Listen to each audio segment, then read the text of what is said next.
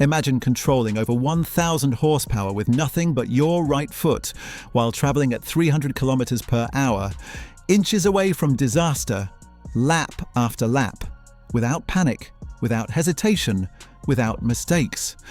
This is the invisible skill that separates the fast from the unstoppable.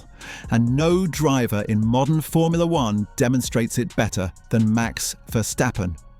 Today, we're breaking down Max Verstappen's throttle control and why Wheelspin, one of the biggest lap time killers in racing, almost never slows him down.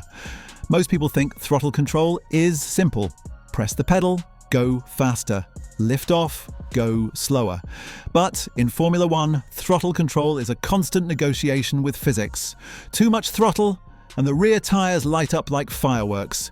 Too little, and you bleed lap time instantly.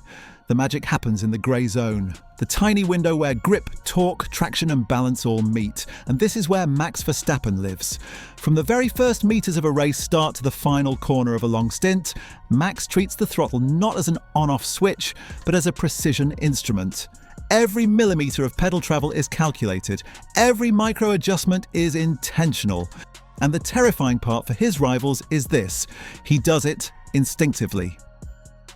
Early in his career, critics called Max aggressive, reckless, even wild.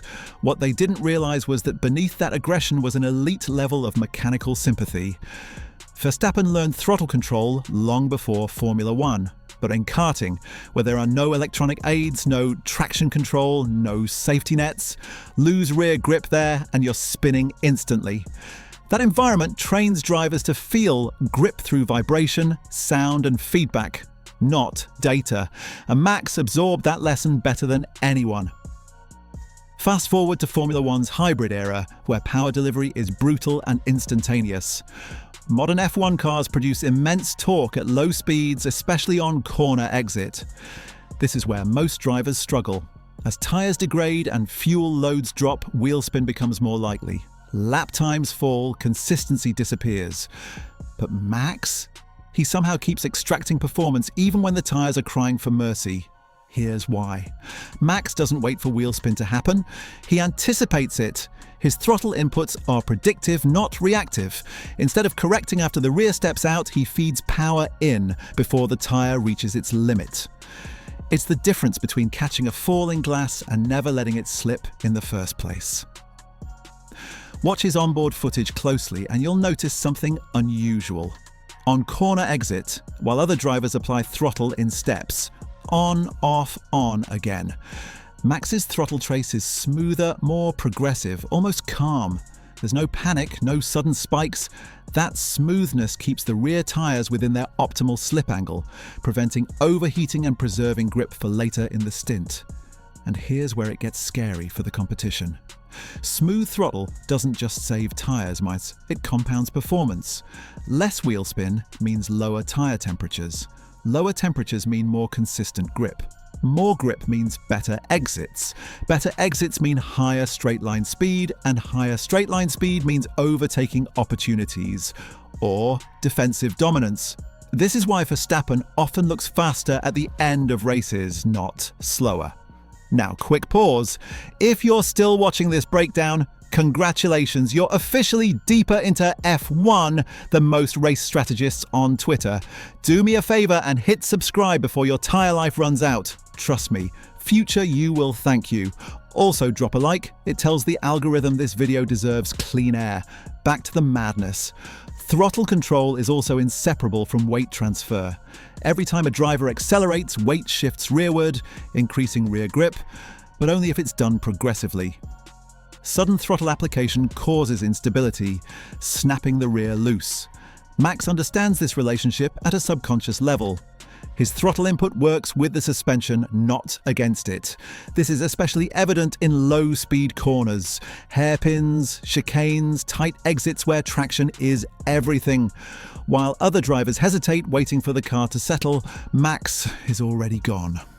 Not because he's reckless, but because his throttle application stabilizes the car instead of destabilizing it. And let's talk about tyre wear, because this is where Verstappen's throttle mastery becomes championship-level deadly. Excessive wheel spin tears through rear tyres. It raises surface temperatures, causes graining, and destroys long-run pace. Max's smoother throttle inputs minimise that degradation. That's why he can push late in stints while others are managing damage. This is not theory. Across recent seasons, Verstappen consistently ranks among the lowest in lap time drop-off during long runs. Even when running aggressive strategies, his pace degradation curve remains flatter than most of the grid. That means he's not just fast, he's relentlessly fast. And here's a cliffhanger worth thinking about.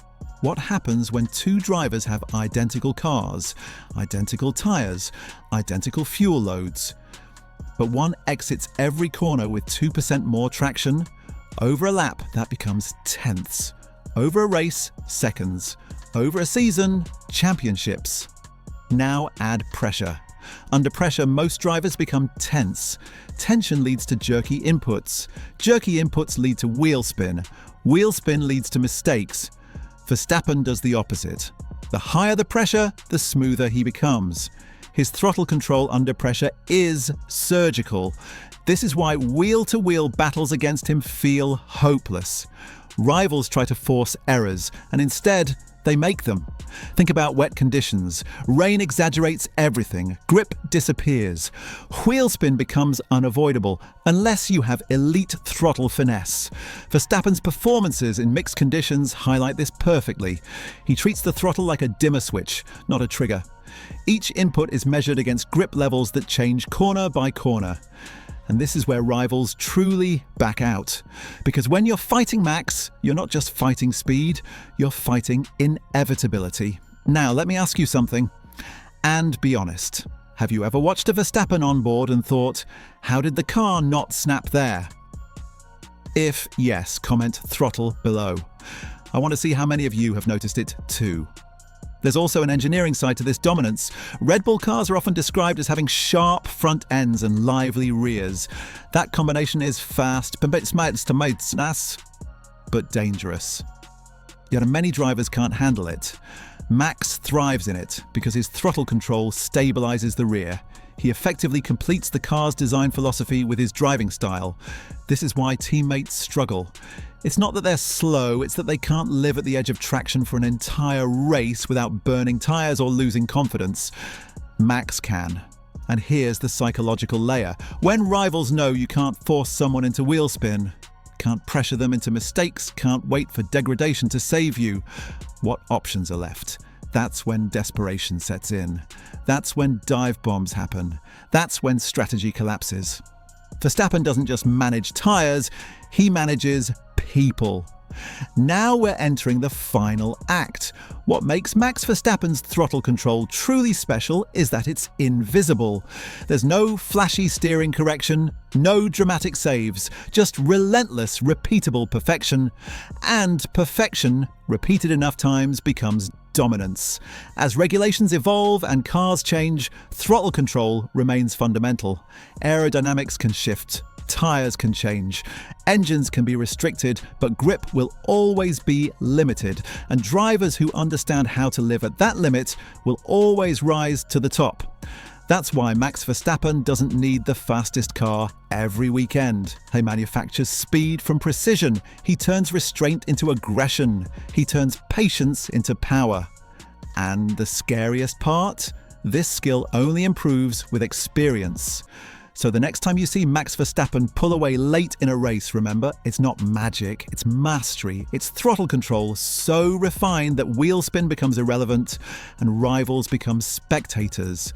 And if you want to understand how this throttle mastery ties into his race IQ and defensive dominance, click the next video on your screen right now. It breaks down how Max controls races without overtaking.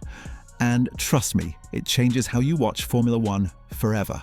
Like the video, subscribe if you haven't already, drop your opinion in the comments, and I'll see you in the next one, where speed meets intelligence and Formula One stops making excuses.